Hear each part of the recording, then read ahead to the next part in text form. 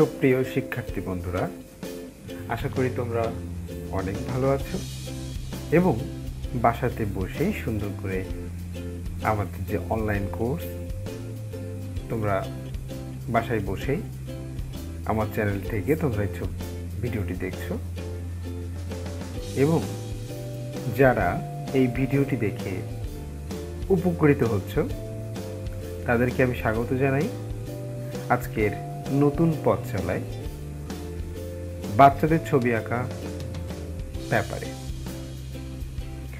তো যারা অভিভাবকবৃন্দ রয়েছেন এবং যারা শিক্ষকবৃন্দ রয়েছেন এবং আমার সুপ্রিয় শিক্ষার্থী বন্ধুরা, তোমাদেরকে অভিনন্দন জানাচ্ছি আজকের আলোচনায়।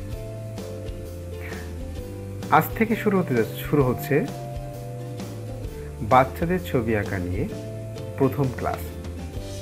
একদম শিশু থেকে একজন বাচ্চাকে কিভাবে ছবি অঙ্কন করালে সেই বাচ্চা সুন্দর করে ছবি আঁকায় আগ্রহী হবে এবং কিভাবে সেই বাচ্চাকে আপনি ছবি আঁকায় ভালো করতে পারবেন, সেই বিষয়ে আজকের কোর্সটি হবে অনবদ্য। তো শিক্ষার্থী বন্ধুরা যারা রয়েছে, আমি প্রথমেই তোমাদের সাথে বলতে চাই যে ড্রয়িং দুইভাবে করা যেতে পারে। মেইনলি ক্লাসিফিকেশন আমরা যদি দেখি তাহলে দেখতে পাবো যে দুইটি ভাগ রয়েছে, একটা হচ্ছে ফ্রি হ্যান্ড ড্রয়িং, একটা হচ্ছে ইনস্ট্রুমেন্টাল ড্রয়িং।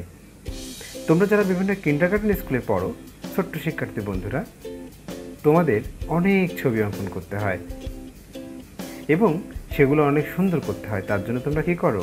তোমরা বিভিন্ন ইনস্ট্রুমেন্ট ব্যবহার করো। সেটা কি হতে পারে? সেটা হতে পারে তোমরা বিদ্যুৎ দেওয়ার জন্য হয়তো ব্যবহার করে থাকো একটা কোনো কিছুর মুখটি হতে পারে, বোতলের মুখটি হতে পারে, কিংবা হচ্ছে চুরি হতে পারে। তোমরা এসব জিনিসপত্র ব্যবহার করে থাকো। এগুলোই হচ্ছে মূলত ইনস্ট্রুমেন্টাল ড্রয়িং। তাহলে শিক্ষার্থী বন্ধুরা, আমরা যে পার্টটি তোমাদের সামনে নিয়ে এসেছি সেটা হচ্ছে ফ্রি হ্যান্ড ড্রয়িং। তোমরা কিভাবে করবে, একদম ছোট্ট থেকে কিভাবে শুরু করবে সেই বিষয়টি নিয়ে। শিক্ষার্থী বন্ধুরা, তোমরা আজকের কোর্সটিতে আশা করছি অনেক মজা পাবে এবং ছবি আঁকতে আগ্রহী হবে। ছবি আঁকতে সর্বপ্রথম যে বিষয়টি আমাদের দরকার সেটা হচ্ছে বিন্দু। বিন্দুর সাথে কিন্তু মিল রেখে শুরু হয় আমাদের কি রেখা। অনেকগুলো বিন্দু পাশাপাশি বসে একটা রেখা সৃষ্টি করে। এই ছোট্ট ছোট্ট জিনিস কিন্তু বুঝে নিতে হবে। যারা অভিভাবকবৃন্দ রয়েছেন তারা বুঝে নেবেন বিষয়গুলো নিয়ে, আপনার বাচ্চাকে সঠিকভাবে শেখানোর চেষ্টা করবেন। একটা বিন্দু, দুইটা বিন্দু, তিনটা বিন্দু, চারটা বিন্দু, পাঁচটা বিন্দু, ছটা বিন্দু। দেখো শিক্ষার্থী বন্ধুরা, এখানে দেখতে পাচ্ছ যে অনেকগুলো বিন্দু পাশাপাশি বসে কি সৃষ্টি করেছে? একটি রেখা সৃষ্টি করেছে। তাহলে প্রথমত তোমরা কি করবে? বিন্দু দেওয়া প্র্যাকটিস করবে এবং দ্বিতীয়ত বিভিন্নভাবে লাইন প্র্যাকটিস করবে। লাইনগুলো কীভাবে প্র্যাকটিস করবে এবং বিন্দুগুলো কীভাবে প্র্যাকটিস করবে আমি আজকে সেই ছোট্টভাবে খুব সংক্ষিপ্ত করে তোমাদেরকে বোঝানোর চেষ্টা করব। এবং আমরা ড্রয়িং শিখব ছড়ায় ছড়ায়। যারা শিক্ষকবৃন্দ রয়েছে তারা আপনার ছোট্ট সোনামণিকে যদি আপনারা সুন্দর করে ছড়া আকারে বাচ্চাদেরকে সুন্দর করে বলেন, তাহলে কিন্তু ওরা ছবি আঁকতে আগ্রহী হবে এবং তারা কিন্তু ছবি আঁকতে ভালোবাসবে।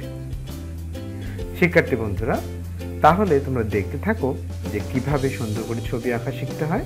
আচ্ছা, প্রথমত তোমরা কি করবে? লাইন প্র্যাকটিস করবে। এমন করে লাইন প্র্যাকটিস করবে।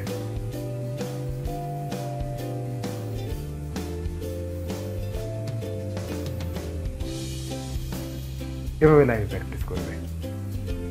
শিক্ষার্থী বন্ধুরা, তোমরা পেন্সিল হিসেবে ব্যবহার করবে 2B পেন্সিল।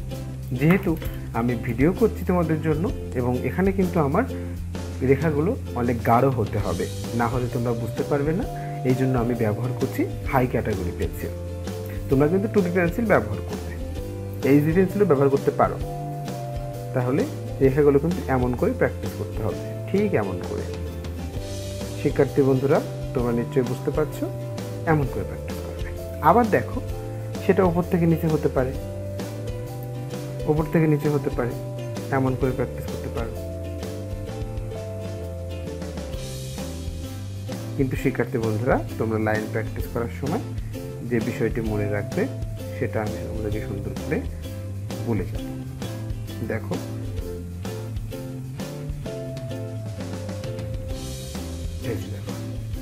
দেখে সেভাবে প্র্যাকটিস করতে পারো। অথবা এটা দেখো, এটা হচ্ছে আনুভূমিক রেখা, এটা হচ্ছে উলম্ব রেখা। আবার যদি এই রেখাটিকে আমরা সাধারণত এটাকে আমরা এরকম বক্র করে অর্থাৎ বাঁকা করে প্র্যাকটিস করি, তাহলে এটাকে বলা হচ্ছে তির্যক রেখা। যে লাইনগুলো তোমাদের প্রয়োজন সেই লাইনগুলো নিয়ে আমি সুন্দর করে আলোচনা করছি, ঠিক এমন করে। যারা একদম শিশু রয়েছেন তারা এত ডিটেল জানার দরকার নেই। তোমরা এর পরের যে ভিডিওগুলো রয়েছে সেগুলো সুন্দর করে করবে, এবং যদি কোনো শিক্ষকবৃন্দ এবং যদি কোনো অভিভাবক দেখে থাকেন সেগুলো আপনারা সুন্দর করে জেনে আপনার ছোট্ট সোনামণিকে শেখানোর চেষ্টা করবেন। এবার দেখুন, এবার আমরা কি করলাম, তির্যক রেখা প্র্যাকটিস করলাম। সেটা এভাবে হতে পারে।